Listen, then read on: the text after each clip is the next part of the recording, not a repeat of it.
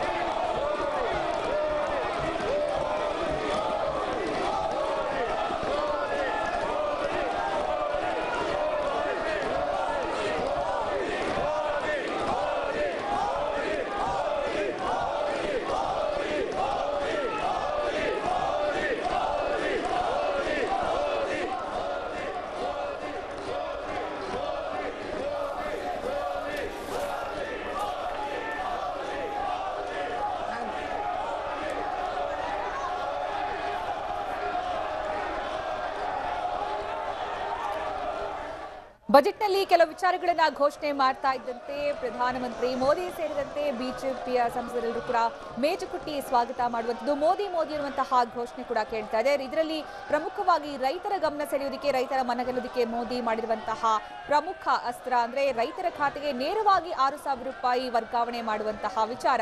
ಇದನ್ನ ಘೋಷಣೆ ಮಾಡ್ತಾ ಇದ್ದಂತೆ ಅಲ್ಲಿ ಸದನದಲ್ಲಿ ಹರ್ಷ ಮನೆ ಮಾಡ್ತು। ಬಿಜೆಪಿಯ ನಾಯಕರು ಮೇಜುಕುಟ್ಟಿ ಸ್ವಾಗತ ಮಾಡಿದ್ರು। ಬಿಜೆಪಿಯ ಸಂಸದರು ಈ ಒಂದು ಘೋಷಣೆಯನ್ನ 3 ಕಂತುಗಳಲ್ಲಿ ತಲಾ 2,000 ರೂಪಾಯಿ ರೈತರಿಗೆ ನೇರ ವರ್ಗಾವಣೆ ಮಾಡಲಾಗುತ್ತೆ। ಡಿಸೆಂಬರ್ 1ರಿಂದಲೇ ಈ ಕಿಸಾನ್ ಸಮ್ಮಾನ್ ಯೋಜನೆ ಪೂರ್ವಾನ್ವಯ ಆಗುತ್ತೆ ಅನ್ನೋದನ್ನ ಕೂಡ ಘೋಷಣೆ ಮಾಡಲಾಯಿತು। ಅಂದ್ರೆ ಬಜೆಟ್ ನಂತರ ಅಲ್ಲ, ಈಗ ಬಜೆಟ್ಗಿಂತ ಮುಂಚೆ ಡಿಸೆಂಬರ್ 1ರಿಂದಲೇ ಈ ಯೋಜನೆ ಪೂರ್ವಾನ್ವಯ ಆಗುತ್ತೆ ಅಂದ್ರೆ ರೈತರಿಗೆ ನಿಜಕ್ಕೂ ಕೂಡ ಇದರ ಲಾಭ ಇನ್ನಷ್ಟು ಹೆಚ್ಚು ಸಿಕ್ಕತ್ತೆ।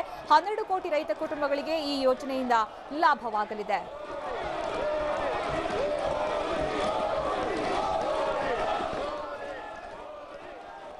ಇನ್ನು ಈ ಬಾರಿಯ ಕೇಂದ್ರ ಬಜೆಟ್ ಬಗ್ಗೆ ನಮ್ಮ ರಾಜ್ಯದ ನಾಯಕರು, ಕರ್ನಾಟಕದ ರಾಜಕಾರಣಿಗಳು ಯಾವ ರೀತಿಯ ಪ್ರತಿಕ್ರಿಯೆ ಕೊಟ್ಟಿದ್ದಾರೆ ಅಂತ ನೋಡ್ಕೊಂಡ್ ಬರೋಣ ಬನ್ನಿ।